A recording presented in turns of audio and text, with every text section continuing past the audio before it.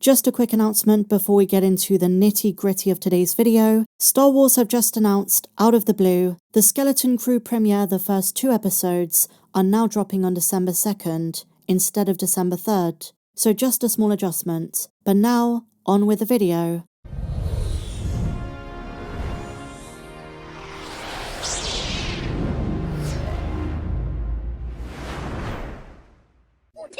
Hello my dear friends, and welcome back to another Star Wars news update. It is once again your favourite galactic hostess, Star Wars Meg, and I'm bringing you all of the goods.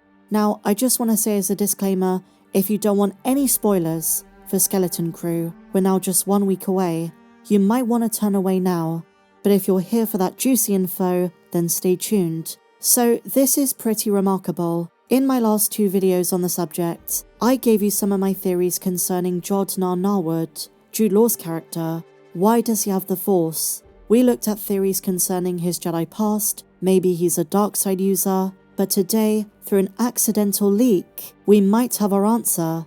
A keen-eyed Star Wars fan decided to Google the Skeleton Crew cast, and they noticed a few new additions, mainly background characters, but one truly stood out. Hayley Webb is playing Jedi Jod Na Nawood. That is the same last name as Jod. Considering Jude Law teased we are going to see some flashbacks in the show, was this Jedi with the same last name his mother? Is Jod the secret love child of a Jedi back during the days of the Republic? Is that why his Force abilities are shaky? He has the Force, maybe he was partially trained, but he was never a full Jedi. But this person, Jod Na Nawood, was. Considering we've not seen any frames or shots of this character in any of the trailers, in any of the promo material, I predict she plays a minor role in a flashback sequence when we see Jod's past, Jedi Jod Na Nawood. Now this character could be based on other Ninas we know, notably from Star Wars Legends. Nina Galendo was a human female smuggler tens of thousands of years before the events of the original trilogy. But considering Lucasfilm like to throw in Legends references all across the timeline, it's certainly possible this character could be vaguely based on her, the main difference being Jod Na Nawood is a Jedi. But if it is the case, it's a similar situation to the way they canonized Corran Horn in Obi-Wan Kenobi. But going back to Nina, did she briefly survive Order 66? Did the Empire later hunt her down? And was she able to get Jod to safety? Is this why he identifies as a Jedi? I'm really intrigued by this, and since, on some websites they took this down. This is without a doubt the biggest leak for the show so far, and in other very interesting Skeleton Crew updates, the character of KB is inspired not by Star Trek, but by Lobot in The Empire Strikes Back. Now, here's the thing, while it's cool that creatives are inspired by previous Star Wars projects, and while they draw from some of those classic aesthetic choices, there is kind of a big problem with this. Star Wars fans rightly pointed out, do they not know the lore behind Lobot? It's pretty dark. The son of a slaver, he allowed the Empire to implant a cyborg construct known as the AG-6, which essentially lobotomized him, changing his personality and increased productivity. Yes, he later left the Empire and became a smuggler in his own right. So the comparison they're making to KB is very superficial, just the metal implants bit. And another thing about this, it's kind of a shame they didn't make her a Miraluka, a species that makes sense, given her aesthetic.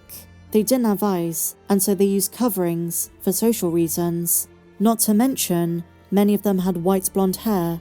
And in recent years, I have to say, under Disney, Star Wars fans have had many criticisms of how the franchise has leaned into certain iconic aesthetics without understanding or fully exploring their meaning or significance to the story. This can come across as shallow fan service or member berries, nostalgic references that aim to trigger a sense of familiarity, but they often don't come with deeper storytelling purposes. I really wouldn't be surprised if we never find out why KB has these implants. And this isn't just recent, this goes all the way back to The Force Awakens. Them not really doing anything novel, falling back on tropes from A New Hope, The First Order was just an updated version of the Empire. Starkiller Base was just a larger, more destructive version of the Death Star. The voices Rey hears at the end of The Rise of Skywalker. In more recent times, Ahsoka using the term heir to the Empire. We've had lots of moments that are just the Leonardo DiCaprio pointing meme. Lucasfilm recycling original ideas for simple aesthetic purposes. and this is another great example of it. I hope they do more with KB though. I imagine her cybernetics are more of an enhancement. She comes across as quite techy, very mechanical, maybe loves to build things. It's also possible this is just a Star Wars version of eyewear. We know glasses exist, think of someone like Dr. Pershing, but this might be another type of optical enhancer.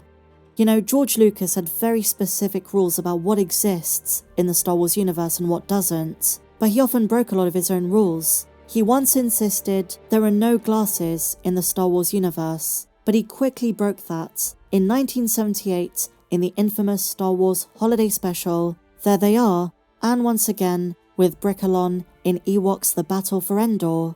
And while they're not canon, they were still approved by the maker himself. And now in Star Wars canon, we have glasses. But had they gone the cybernetic route from day one, that might have made more sense. Nonetheless, I guess we'll learn more about KB next week. Other objects that were originally said to be prohibited but were then later allowed are mirrors. Luthen uses one, Kira uses one, Rey sees her reflection in The Last Jedi, and now it's just become part of the Star Wars universe.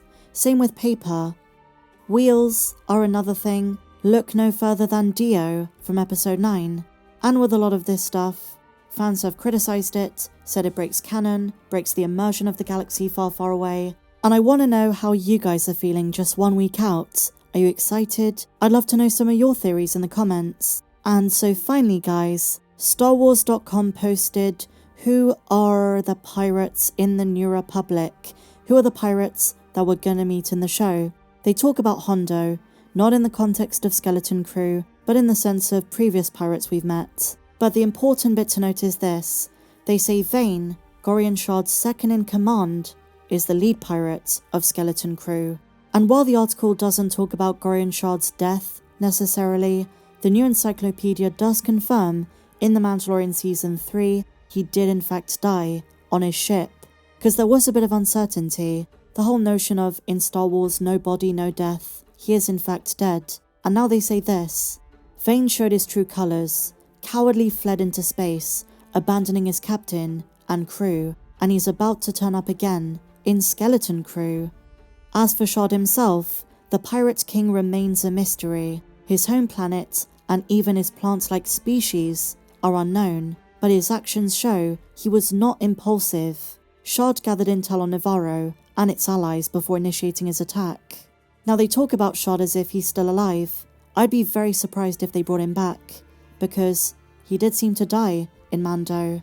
But with that said, my dear friends, share your thoughts on everything we spoke about in the comments down below. If you enjoyed this one, please be sure to give me a big fat thumbs up, subscribe if you're new, join the Mandalorian ranks, you will not regret it, and I'll see you in the next video.